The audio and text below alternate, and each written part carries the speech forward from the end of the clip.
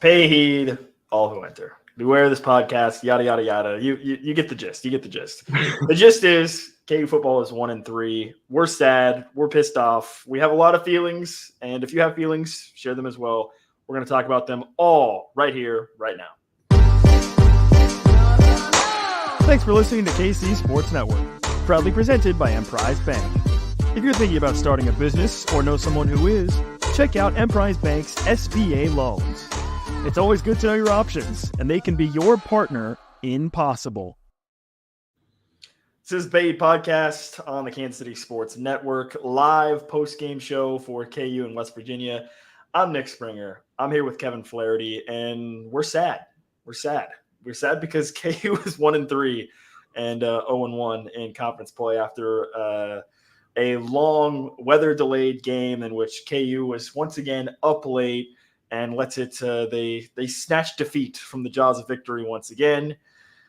And Kansas is now 1-3. So if you're joining us live, be sure to hit the comment section, share your thoughts, give your feelings. We're going to be talking about this game and reacting to it all throughout this episode. So you can join in on the conversation with us. You can join on the conversation also anytime with us by hitting us up on the KCSN Mint Mobile hotline at 913-407-6524 to join in on the conversation. That's 913-407-6524.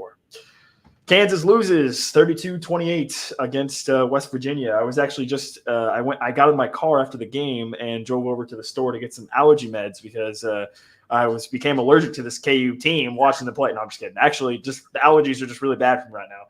So that gave me a chance to listen to the Jack Radio Network postgame show for a little bit. Lance Leipold had an interview with Brandon McAnderson in which he sounded very, very depressed, to be honest, for lack of a better term. Talking about the struggles that KU had in this game against West Virginia. And once again, it all goes wrong for Kansas. Kevin, where does KU go from here, man? 1-3 after this game against West Virginia. What's next? Well, you know, the worst part about this is, like, sometimes you hate being right on stuff, right? It's something you don't want to be right on it. And a lot of people were saying, oh, it's Jalen. Oh, it's Jeff Grimes. You know, fix one of those two things and you're in the clear. And I've tried to say on the podcast, Nick, I've said it several times. You know, I've said it on Twitter. This is a team thing. There are guys who are messing up, who are missing blocks, who are missing tackles, missing assignments.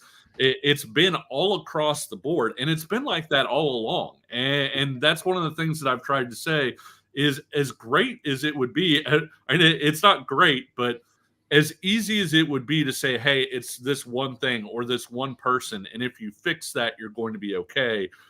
This has been sort of a team-wide thing, right? It's been, what is this, the third game in a row where the defense has given up at least one huge drive in the fourth quarter. It's the third game in a row that Kansas has led in the fourth quarter and wound up losing it.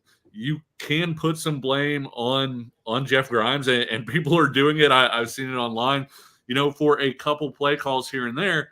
The offense put up over 400 yards. You can put a little bit on Jalen, you know, in terms of the interception. Jalen had a pretty good game other than that interception. You know, there were a couple missed connections in there, but really the way that he ran the option in addition to throwing the ball gave them a pretty good chance. And generally speaking, when you're up 11 that late in the fourth quarter, you've probably done enough offensively to win the game. Your defense can't give away two big drives like that. And then the defensive struggles. Nick, West Virginia had 5 scoring drives. One of those was like, you know, an 8-play, like 32-yard drive or one of those things. On the other 4, they were 24 plays for 273 yards. That's 11.4 yards per play. You can't beat anybody when you're letting somebody go up and down the field with explosives like that. And so I realized that was a lot, but I think that it's another reinforcement that Kansas, once again, had some really good moments, did some really good things. Once again, you could kind of see the issues at different spots kind of all along the roster, and it wasn't a one-man loss, wasn't a, hey, I'll put this on this person or that person. It was a team-wide thing.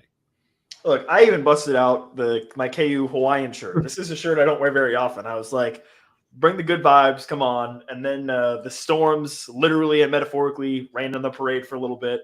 But then KU came out after the weather delay and looked really good, right? Immediately after weather delay, before kind of, stumbling and tumbling their way to the end of the game with the loss. So, yeah, I think you brought up some great points there, Kevin. I agree with you 100%. Like, you can try to scapegoat, one individual, whether it's Jeff Grimes or Jalen Daniels, or you can try to do that all you want. I'm not buying that anymore, right? Like this goes deeper than that, And I spent some time after the loss against UNLV talking about Lance Leipold. It starts with Lance Leipold, right? Like if there's one guy that I think you should scapegoat, it's Lance Leipold because he is at the top, right? Like he's the one that's managing this whole thing. And again, there was mismanaged opportunities late in the game for Kansas, and this one also.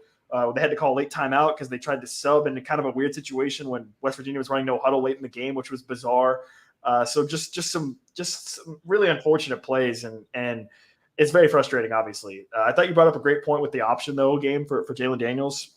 And throughout the week, I thought about it more like if you're not going to trust Jalen Daniels to throw the ball, like if he's mentally broken or whatever, right, like his confidence is not there, run the ball with him, right? He's a great runner. Like let him run it, and if you want to run HB dive with Devin Neal, it's more effective to run a speed option. And it was shown in this game. And even with Daniel Highshaw. Yeah, I kind of wish they would have gone more to that, especially late in the game, to just put some more stress on West Virginia's defense, right? Because look, if you were somebody who was sitting back and saying, well, let's just run Devin Neal up the middle 30 times. You got what you wanted. That's exactly what KU did. They ran the ball up the middle with Devin Neal like 28 times.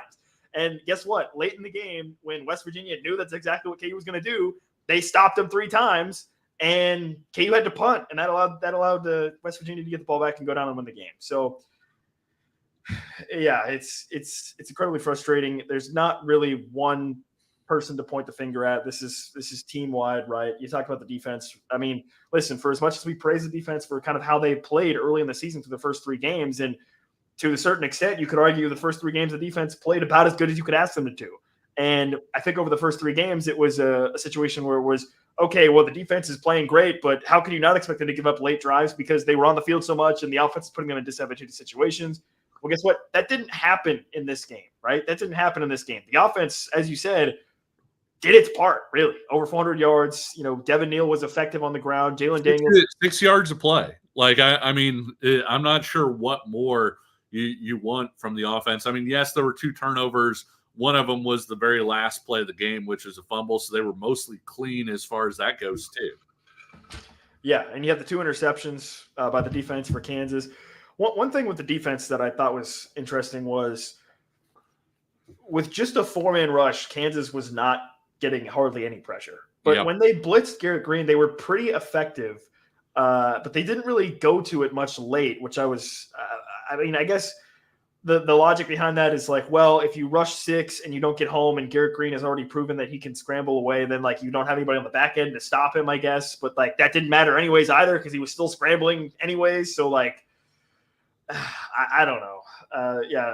Again, as much as we've been giving the defense sort of their flowers, I guess, for how they've played to start the season, like this game is more on them than the offense, I think. I mean, yes, with the 4-minute offense situation, you could say, well, the offense, if they just get a couple first downs, then the defense isn't in that situation. Sure, fine. But like at some point, if you're the defense, you got to make a stop. I mean, and you got to be able to tackle Garrett Green. Yeah. I mean, and to your point, how many missed tackles were there in this one? I'm almost horrified to look at Pro Football Focus tomorrow to see how many they're credited with because, with Sluka, we kind of talked about it, but he's kind of a gangly runner, right? I think it was hard for guys to get real clean shots on him. He kind of stepped through tackles the way that I don't know that he was super tall, but kind of the way a tall quarterback can sometimes. With Garrett Green, he's a smaller dude, and he was just running through tackles basically, and so tackling was a major issue in this one. I like your point about the blitzing in that I felt like when they rushed fewer guys, that was when they actually let Garrett Green get out of the pocket because either they weren't getting home or they were getting out of their rush lanes, and he was getting out to scramble anyway, and so. At some point, maybe you had to go to those guys and say, hey, stay in your lanes and we'll send an extra guy to try and clean this thing up when they blitzed, they had some success. JB Brown, I thought, had a really good game rushing the passer.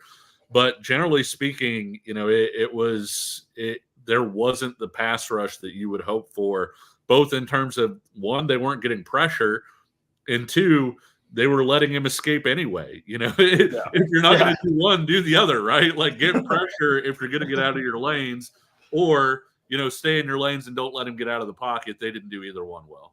Yeah, exactly. Like, at the very least, can try to contain him, right? If you're only going to rush forward and not really affect him, try to contain him a little bit, which KU did not do a very good job of. 87 yards rushing for Garrett Green in the game.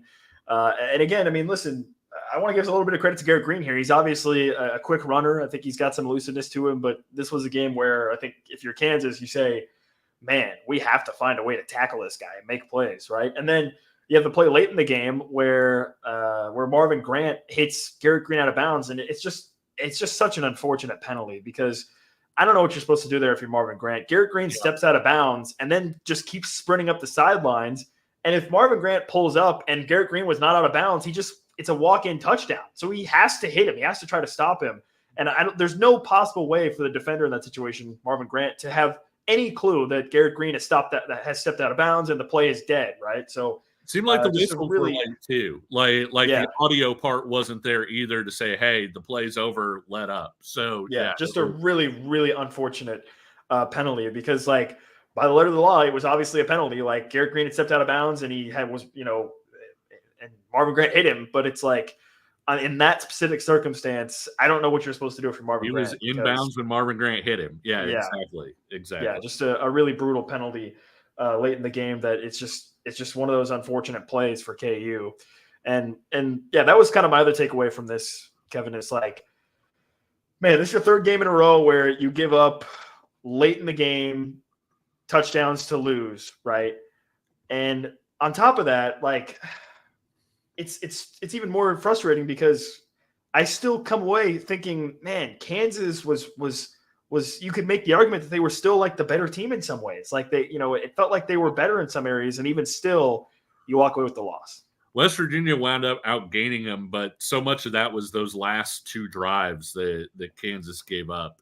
Up to that point, I think you're certainly right. And then going into sort of that soft zone to start off, West Virginia's first possession there that really gave them a lot of confidence, because they were able to hit some big passes down the field, eat up a lot of yardage in a hurry.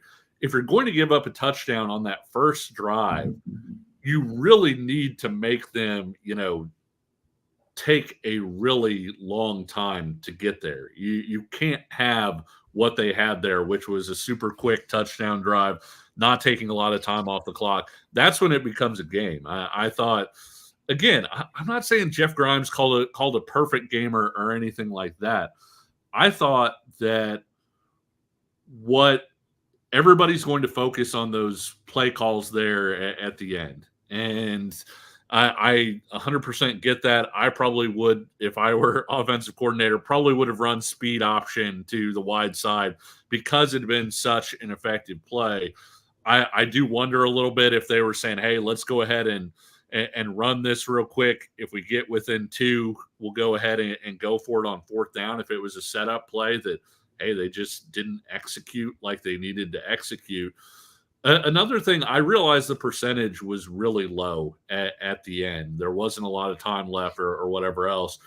But this is the second straight game, Nick, that Bryce Cabledew has gotten just absolutely dusted on the game clinching play on offense. And it wasn't just Cabledew that struggled in pass protection today. The entire offensive line, and that's another reason why I say that Jalen maybe played better than people give him credit for, was how many times could he sit in the pocket and survey his options? It wasn't very often.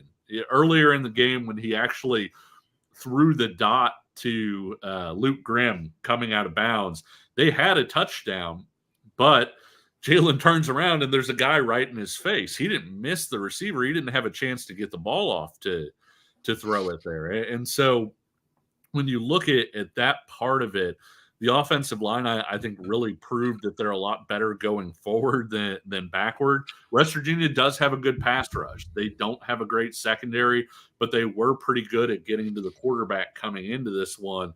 But, man, they really, really got to Jalen Daniels, forced him to scramble around, and it really created a lot of extra work for him. And I thought he played with pretty good poise, did a pretty good job of escaping the pressure a lot of times.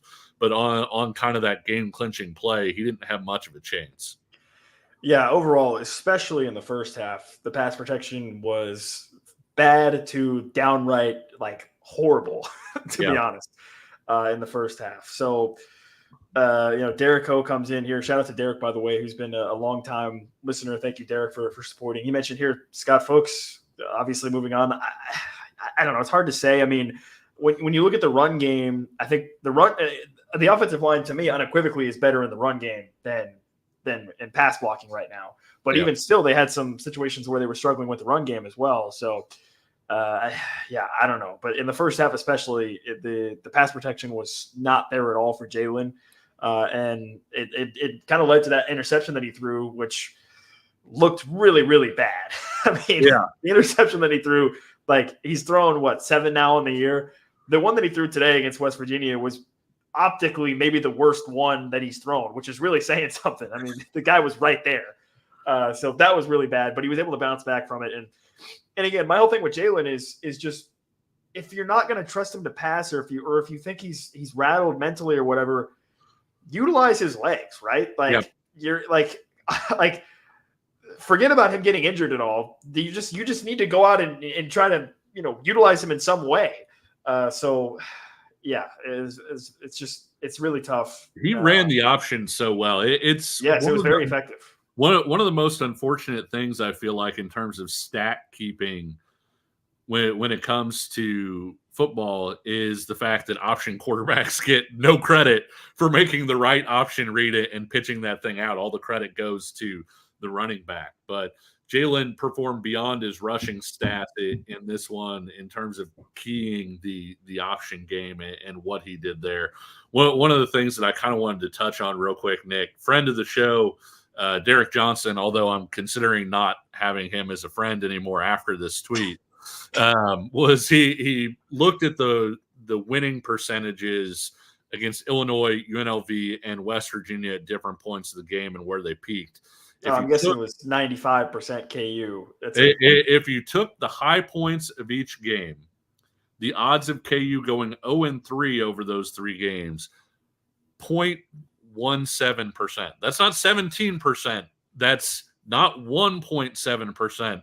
That's 0.17%. And I think that's where a lot of the frustration lies here, right? It would be one thing if they were just getting absolutely boat raced right off the bus and sent back to Lawrence with all these wins. But you don't have to be creative to look at a 1-3 team and say this team should be 4-0 right now. And they should be 4-0 right now, Nick.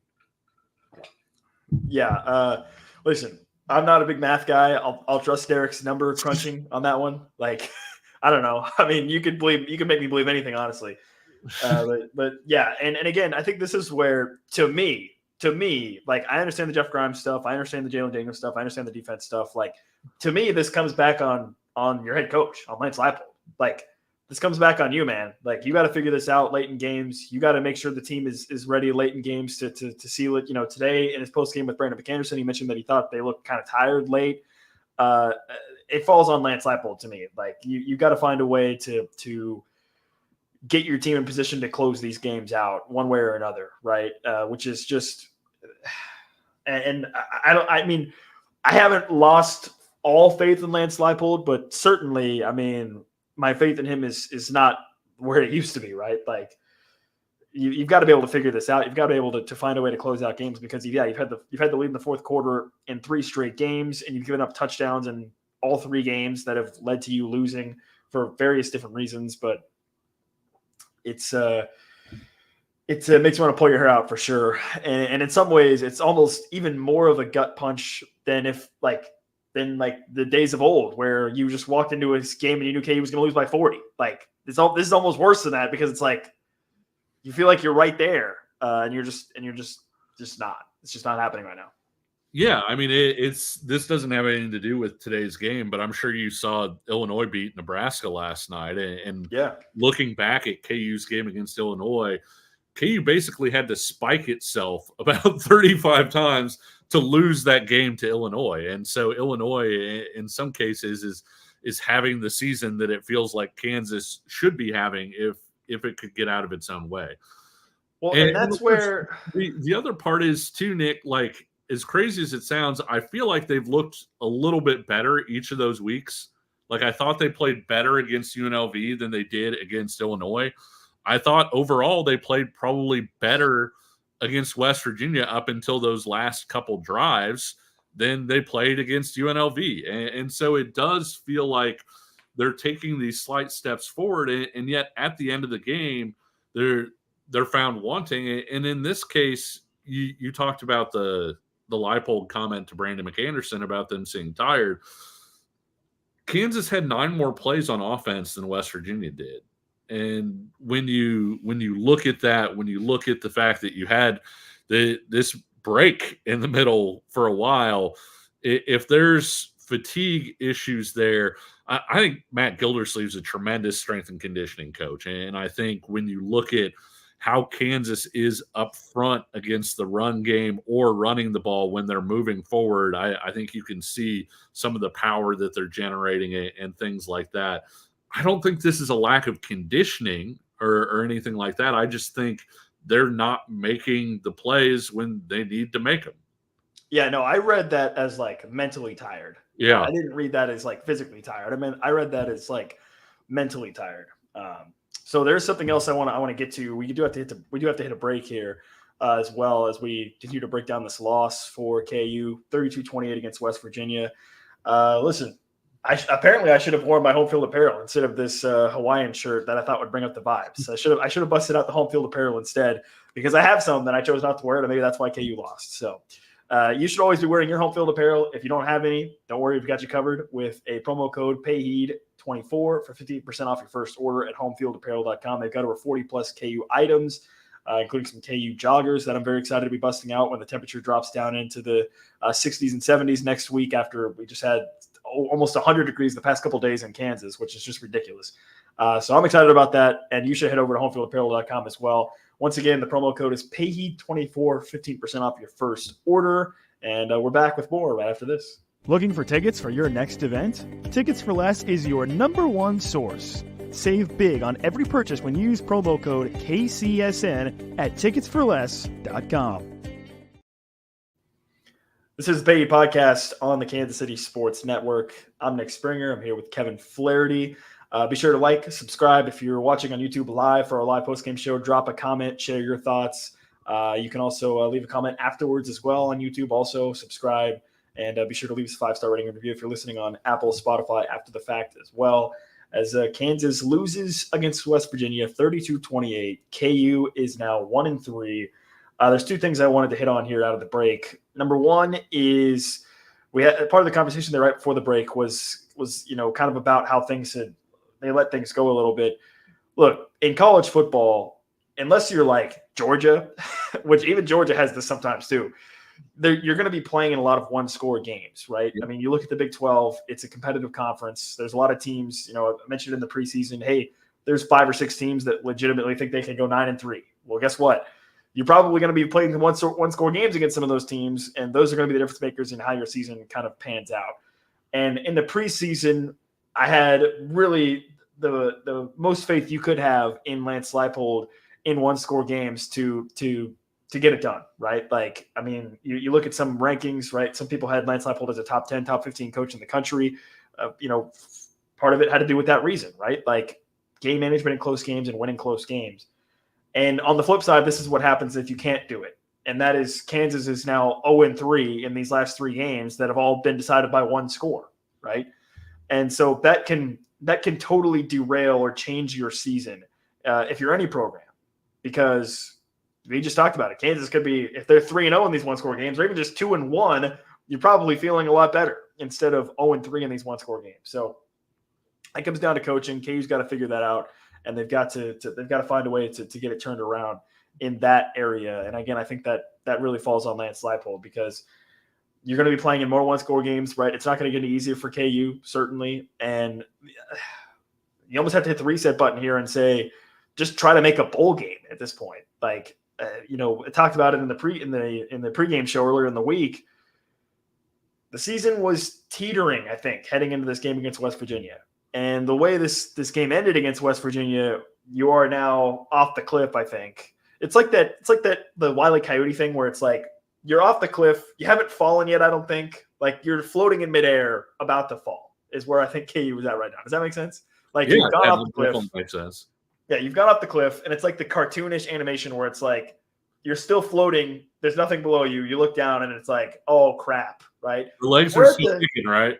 Yeah, we're at the oh, crap moment, I think. Like, you can still find a way to make a bowl game and have a salvageable season, but it's not looking great right now. So we're at the I'm going to say we're at the oh, crap moment. We haven't started falling yet. Well, I guess we have started falling, honestly, but like you get the idea. It could go from oh crap to much worse. To your one score point, a couple years ago, I wrote a piece about one score games in the Big 12, and it's shocking actually how many of them there are. But there was one year, I think it was 2022, when TCU basically wound up reaching the national title game because they were like 6-0 in one score games. I think during that regular season. Iowa State finished last in the Big 12 that year because they were something like 0-6 in the Big 12 in one-score games. And so that really is the difference. The gap between 4-8 and 8-4 is like this in the Big 12. And right now, Kansas has only played one Big 12 game. And yet at the same time, it really is a situation where you're saying, well, my gosh, they've been in 3 one-score games. They've all gone the other way, and all of them have been 0 wins, winnable for Kansas. Yeah, Mitchell here jumped in and said, "Do we even have 5 wins left on our schedule?" Honestly, it's going to be a dogfight regardless. I think at this point for KU, you look at the rest of KU schedule. TCU at home, Arrowhead Stadium. We'll see. At Arizona State, suddenly looks like probably a bit more of a tougher game than maybe we originally anticipated in the preseason. You figure you can handle Houston at home. I mean, that's probably the one game where you're for sure feeling like that's a win. Then, of course, you go at K-State. Then you play Iowa State, who looks really good, had a big win today against Arkansas State. Colorado at home, like Colorado's star power could be enough to win a game like that. And then you go at Baylor. So it's, yeah. At BYU in there too. So yeah, it's. Oh yeah, I skipped over BYU. Yeah, at BYU. We'll see how the environment is tonight for K-State at BYU, but that's going to be poor. AB comes in and says, "What the blank is this football team doing?" It's never good. It's never good when you're asking yourself that question after a game. I got to be honest with you. Yeah. I don't know, man. It's not great. KU's 1-3. This is about as bad, I think, as you could ask for of a start to the season for KU. And Lance Leipold mentioned this on his postgame as well about, hey, look, over the past 3 years, it's been KU getting off to great starts early in the year and then fading down the stretch. Now you have this bad start. Can you respond and, pick things up through the second half of the season if you're KU? That remains to be seen. And I guess we're going to find that out over the course of this season. But, yeah, it's not even October yet, and things are looking pretty bleak for Kansas, which is very demoralizing considering, obviously, the expectations coming into the season. And, again, some idiots, I won't name names, some absolute clown, a buffoon, said that KU would go 11-1. I can't believe anybody would possibly suggest that, and whoever said that is clearly not very smart. They should make that guy do some sort of punishment for making that suggestion. I said 10-2, so I mean I'm not much better. It's I do appreciate AB dropping the F-bomb there. Nick has said that we can curse on here, and he's mentioned that to me, I think, because I don't curse very often. And let me just say I kind of feel like dropping a curse word or two right now. I do think Devin Neal has played really well, and I think that it's also worth noting that for the most part, the offensive line has run blocked pretty well to this point. I think they're a pretty physical group. They block a lot better going forward than they do backwards. I think is pretty apparent. At the same time, that play obviously to end the drive right before West Virginia's final drive, you had a chance to do some damage in the running game right there and didn't do it.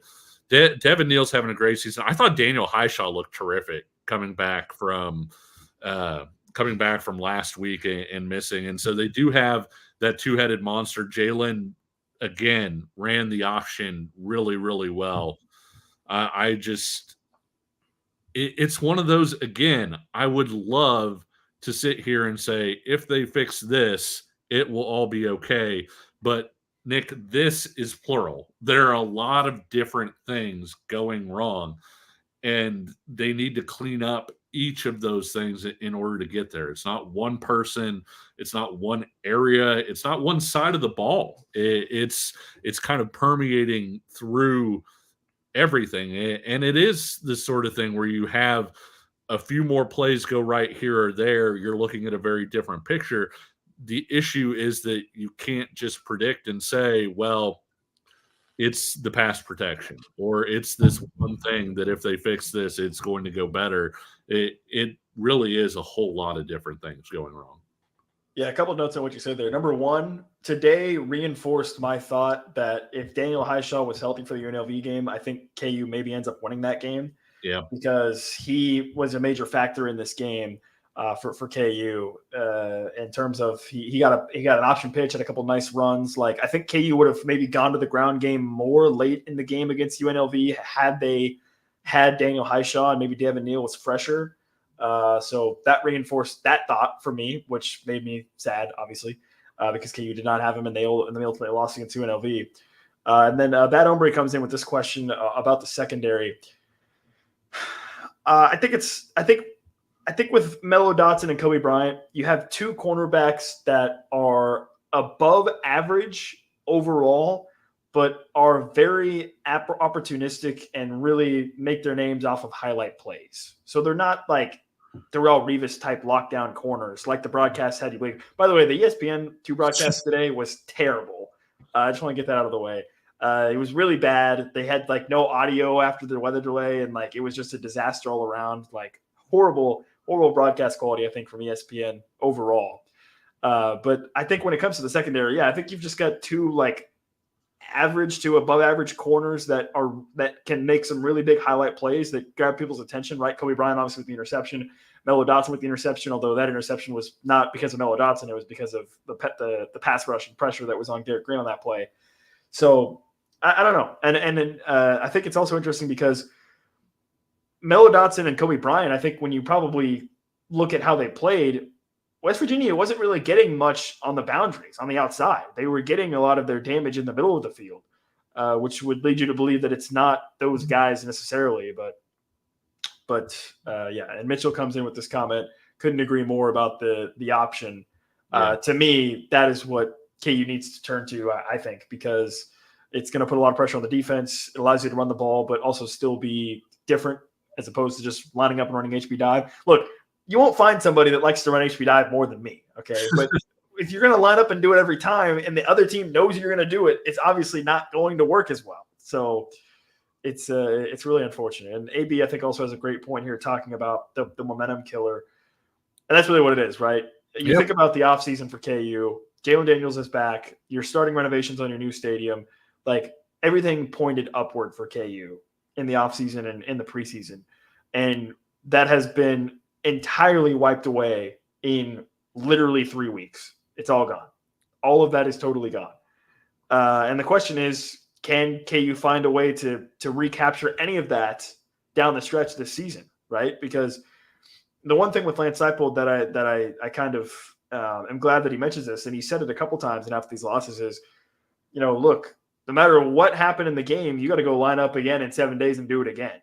And I think that's almost the mentality KU needs to have right now. And I'm sure that's what Lance Leipold is telling his team is, hey, look, you got to find a way to just flush this. Yeah, obviously we've had, some really, really bad ways to end games over the past 3 weeks, but you got to find a way to move on from it and get ready for next Saturday. And hopefully KU can do that. I can't say that I have a lot of confidence that they will at this point. Like, we'll see. But, man, it's not great. The other thing I'll say is, and West Virginia ended up winning this game, Kevin, but West Virginia was up 7-0 at a 4th down, and they opted to go for it in field goal range. I would have kicked the field goal because that was the pick by Kobe Bryant that kind of let KU get back into the game.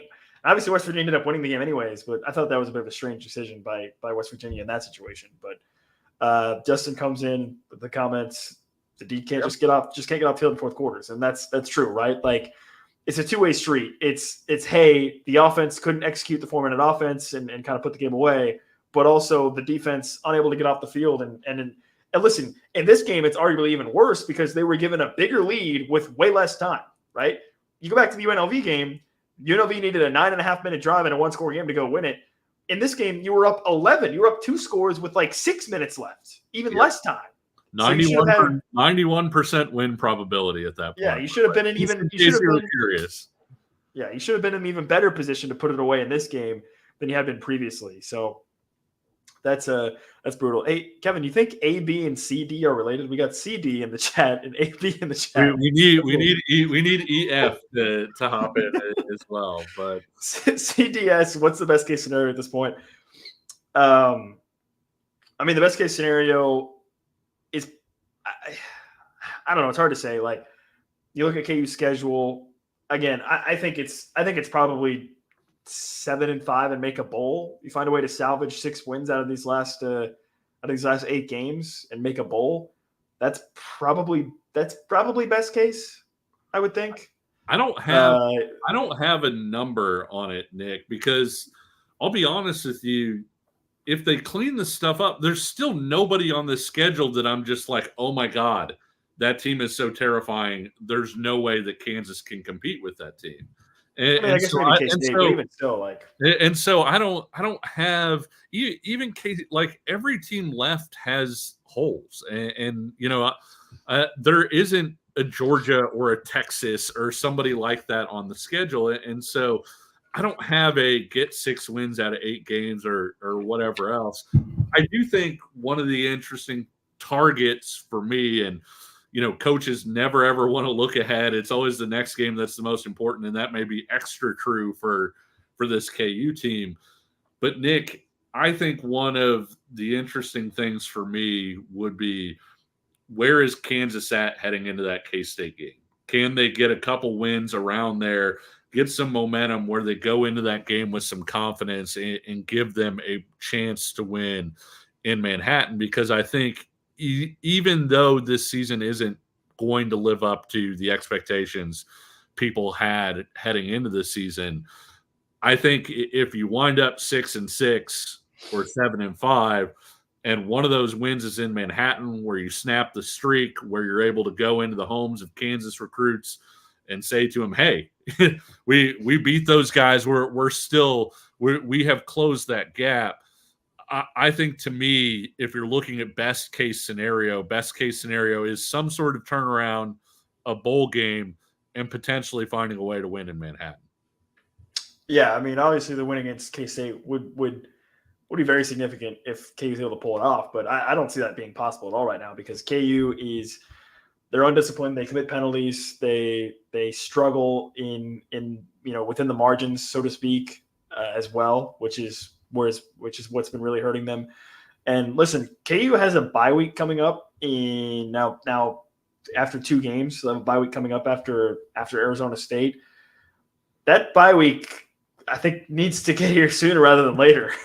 Find a way to get to the bye week at, I guess, 2-4, maybe go 1-1 of these next 2, I guess, and find a way to get to the bye week. But yeah, this team needs a mental reset desperately, and I don't know that it's coming anytime soon is the issue.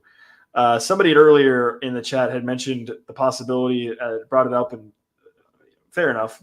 People have brought this up, but try to switch out quarterbacks with Jalen Daniels. I think we talked about it earlier last week. Like, Jalen Daniels needed to be really atrocious, and he wasn't if you were going to consider moving on from him or legitimately moving on from him.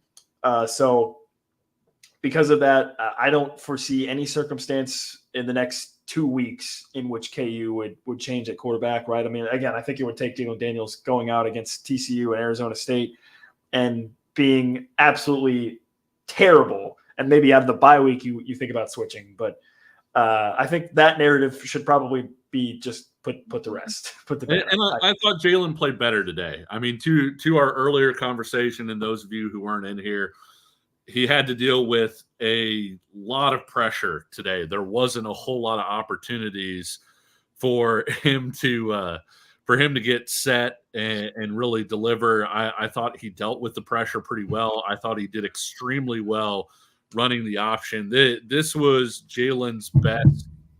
It might have even been better than the Lindenwood game, considering the turnover he had against Lindenwood, and so I think Jalen is progressing. It's maybe not as fast as people would like, and it could be that he's not where you want him to be. The other thing that people kind of neglect to mention with Jalen is the fact that Jalen has a year left, Nick. Like, it's not just a 1-year decision there either. Is if Jalen can get back to being Jalen Daniels or some semblance of Jalen Daniels, there's the potential that he returns in 2025. And so looking at that as well, I think with the way Jalen played today, I wouldn't mention him anyway. But at the same time, I also think that there's upside to continue to tap onto Jalen and get him going in the right direction. Yeah, and look, Jeff Grimes and Jim Zebrowski did make the change that they had foreshadowed earlier in the week. Jeff Grimes was up in the press box for this game with Jim Zebrowski down on the sideline. There was a couple of camera shots of Jim Zebrowski talking with Jalen Daniels in certain situations. So they made that change. And, I mean, I think the play calling – listen, people want to scapegoat whatever. The play calling, I think, was generally fine. Like, I think KU generally was fine. They were able to move the ball. They had some success. I think the main issue you're going to get from me with the play calling is lining up in the 4-minute offense and just running it with Devin Neal 3 straight times, knowing that the defense knew that you were going to, like, the defense knows that you know that they know that you know that you're going to be running HB dive. Like, that's where I was like, okay, try to throw in an option or try to do something a little bit different there to try to get that end around to Luke Grimm was perfect, by the way. Dude, it was so good. Play call. It was beautifully set up. It was one of the shining moments of today's game. Yeah, dude, that end around was so good that the O lineman didn't have anybody to block, right? Like, that's how you know when you've called a play that's working so well that you've got O lineman running 20 yards downfield, literally just looking for somebody to try to block. Like, that's how you know you've done it. That's how you know you've done the play perfectly. So, yeah, that was a real highlight. They tried running it earlier in the game and it didn't work, but they came back to it later and it was very successful, obviously, for the touchdown, which was great to see as well. So, yeah, I think AB brings up a great point here, right? Like, the best expectation is no expectations, and I agree with that, right? Like, forget expectations, forget 7-5, forget putting a number on it. Let's just try going out and executing for one game on a Saturday afternoon, right? Or Saturday morning if it's 11 a.m. or Saturday evening, whatever. Let's just start there. Let's start there. Hey, Brad comes in. If you think 7-5 is delusional, maybe don't listen to some of our earlier shows where I said that. Absolutely. They don't exist. As far as yeah. This is our very first show ever. We have definitely not done any sort of prediction episodes before the season started. Those are not the trends you're looking for. Yeah, we've definitely not predicted anything crazy previously. And Justin has a good comment here. I want to agree pretty badly about this idea that KU's one really explosive play away from getting back to the norm. And they do need something to fire them up. Don't get me wrong. And to me, the biggest way to fire a team up is to get a win. I mean, get a damn win. Let's start with that. But yeah, I don't know. The more I watch Jalen Daniels, he still looks mentally not fully there.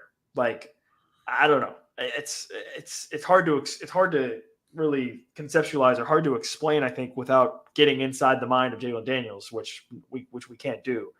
But there's just something, there's still like a wire that's off or something with him right now, because he looked still indecisive at times, I thought, against West Virginia. Like he made the one interception, sure, but he didn't do anything, make any big mistakes beyond that. But he still looked indecisive. He had some nice throws though. So I got to be honest.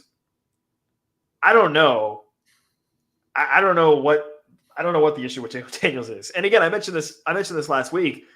What concerns me the most is I don't know the issue, and then you listen to what Lance Leipold and Jalen Daniels have to say, and it doesn't seem like they know either, which is doubly concerning. Well, it seems like you have some miscommunications or missed anticipations, if you will, because obviously you're not communicating mid-play. But the deep shot to Grimm was an example of that, where the defender was to the inside, and so Jalen threw it to the outside to give him a little bit more room to go and make that play. Grimm was looking to the inside, so it didn't wind up connecting. But it does feel like, hey, they hit on one or two of those. That could be a really big play in the grand scheme of things. I think, there are a few things at play here, and I was looking for the comment about the asking me if I'm obsessed with Kansas State from Blaine Vaughn. And I was just going to ignore that one. And you were going to ignore that one. The reason that I wanted to mention that is I cover Kansas recruiting. For those of you who don't know, I'm on another podcast, the Verbal Commitment Podcast, where we talk a lot about Kansas and Kansas City recruiting. And 2026 is a class that Kansas is pretty well set up with where they're standing right now, Nick. And it's a pretty good class. And I think that if Kansas is able to go in and potentially beat Kansas State in Manhattan, that would give the Kansas coaches maybe another feather in their cap in those recruiting battles and things, because Kansas hasn't had a lot of success winning recruiting battles for in-state guys. And so I do think that that's a fairly big game, not just for this season, not just for snapping the streak, which would be good for future teams because the mental block is no longer there. But also I think when it heads into this next offseason and recruiting those 2026 local kids that Kansas is really, doing battle for, I think that would help them there.